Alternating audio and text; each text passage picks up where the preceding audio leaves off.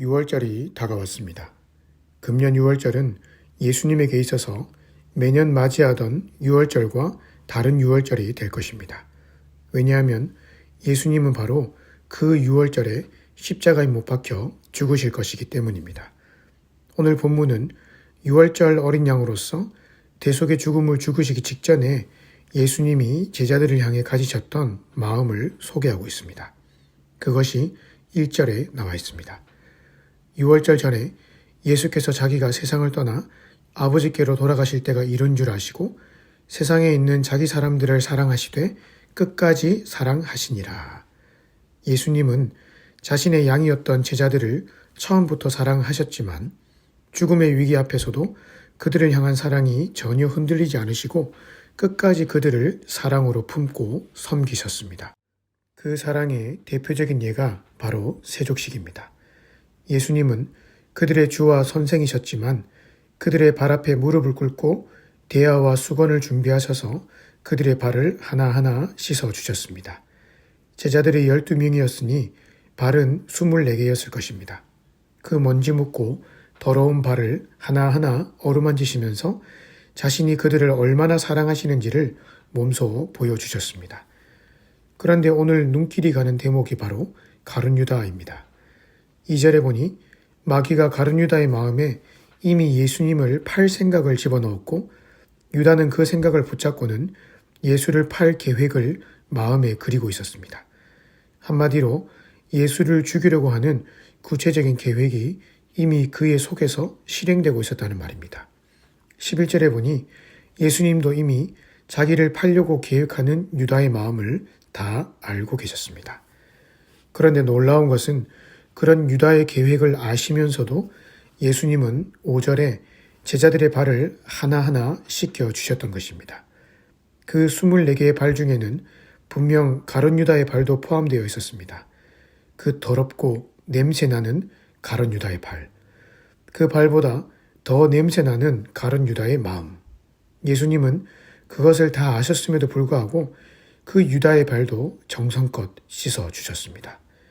사실 이것은 우리의 경험에 비추어 볼 때 정말 쉽지 않은 일이고, 아니 쉽지 않은 정도가 아니라 거의 불가능한 일입니다. 누군가가 나를 지독히도 미워하고 심지어 해를 가하려고 할 때 내가 그 사실을 정확히 모르고 그저 어렴풋이 느낌으로만 그런 상태가 감지가 된다면 그래도 우리가 그 사람에게 그리스도의 사랑으로 선하게 행동하고 자비를 베풀 수는 있습니다. 하지만 그 사람이 실제로 그 악한 마음을 행동으로 옮기기 시작하고 또 다른 사람에게 나에 대한 모함과 험담을 하고 다닌다면 그리고 그것 때문에 내가 공동체 안에서 힘들어진다면 어떤 성인군자라고 해도 그런 사람을 사랑으로 품기는 힘들 것입니다. 더군다나 그 사람보다 더 낮은 위치에서 예수님처럼 무릎을 꿇고 그 사람의 발을 씻긴다는 것은 더더욱 있을 수 없는 일이죠. 하지만 그 있을 수 없는 일을 예수님이 하셨습니다. 예수님은 더러운 발보다 더 더럽고 추한 마음을 버젓이 숨긴 채 발을 내밀고 있던 가룟 유다의 두 발을 정성스럽게 씻어주시고 닦아주셨습니다. 이것이 바로 1절에 나타난 예수님이 자기 사람을 사랑하시되 끝까지 사랑하신 모습입니다. 즉, 나를 좋아하고 나를 사랑하는 사람만 사랑하는 그런 사랑이 아닌 나를 박해하고 미워하고 심지어는 죽일 계획까지 하고 있는 사람의 발까지 씻어주는 사랑. 그것이 바로 예수님의 사랑이었습니다. 저는 오늘 본문을 묵상하면서 두 가지 사실을 다시금 마음에 깊이 새겼습니다. 첫째, 그 예수님의 사랑이 오늘 가룟 유다와 같은 나의 더러운 발도 사랑으로 씻겨주고 계신다는 것입니다. 사실 우리의 내면에서 일어나는 온갖 악한 생각과 더러운 마음을 가만히 들여다보고 있노라면 가룟 유다와 우리가 무슨 차이가 있는가 싶을 정도로 한심할 때가 있습니다. 가룟 유다가 은 30에 예수님을 판 것 같이 우리도 자주 우리의 정욕과 욕심, 자아의 만족을 위해서 예수를 팔아버리고 세상을 향해 갈 때가 있지 않습니까? 하지만 로마서 8장 34절에 보니 예수님은 그런 우리의 약함을 위해 하나님 우편에서 지금도 우리를 위하여 친히 간구하고 계신다라고 말합니다. 가룟 유다의 발을 사랑으로 씻기셨던 그 예수님께서 오늘 우리의 약하고 더럽고 때 묻은 발을 씻기시기 위해 기도와 간구로 하나님께 지금도 올려드리고 계신다는 말이죠.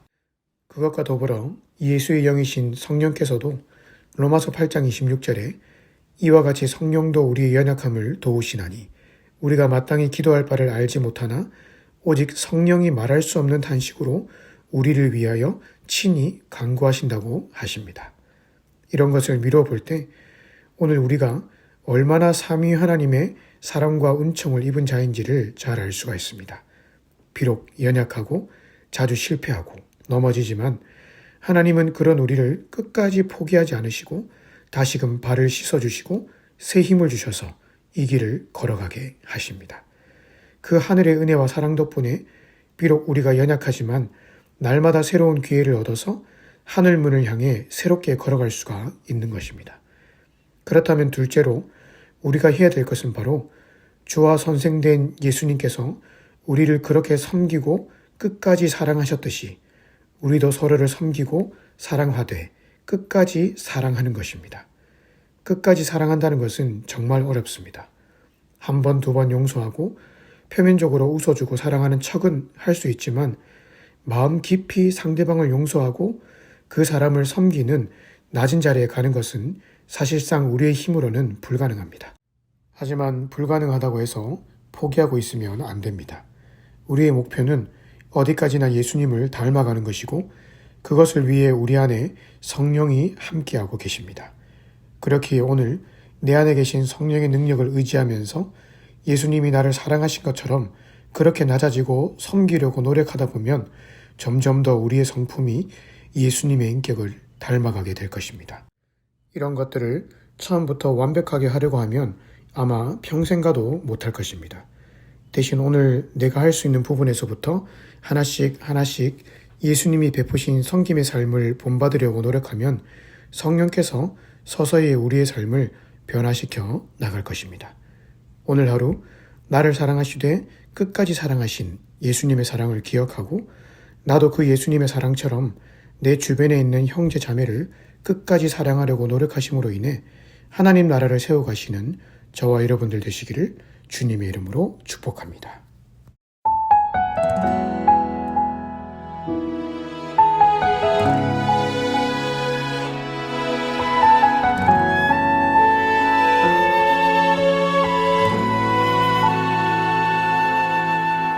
이 세상을 살아가는 동안에 나의 힘을 의지할 수 없으니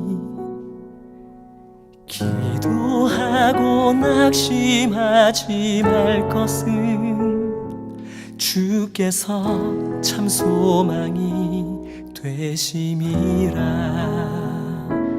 하나님의 꿈이 나의 비전이 되고 예수님의 성품이 나의 인격이 되고 성령님의 권능이 나의 능력이 되길 원하고 바라고 기도합니다.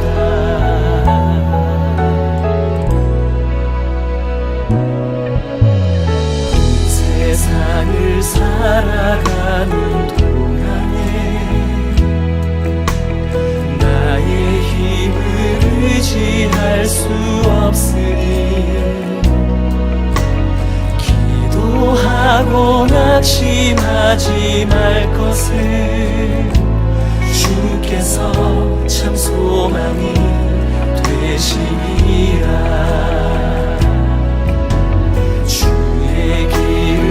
걸어가는 동안에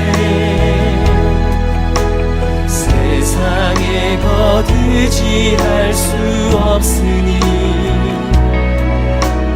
감사하고 낙심하지 말 것을 주께서 참 기쁨이 되시니라. 하나님의 꿈이 나의 비전이 되고 예수님의 성품이 인격이 되고 성령님의 권능이 나의 능력이 되길 원하고 바라고 기도합니다.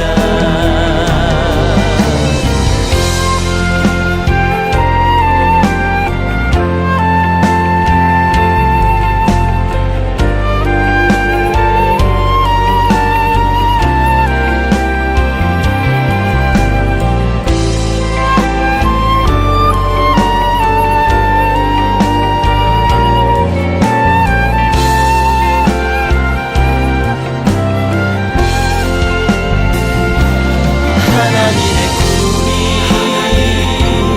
나의 비전이 되고 예수님의 성품이 나의 인격이 되고 성령님의 권능이 나의 능력이 되길 원하고 바라고 기도합니다.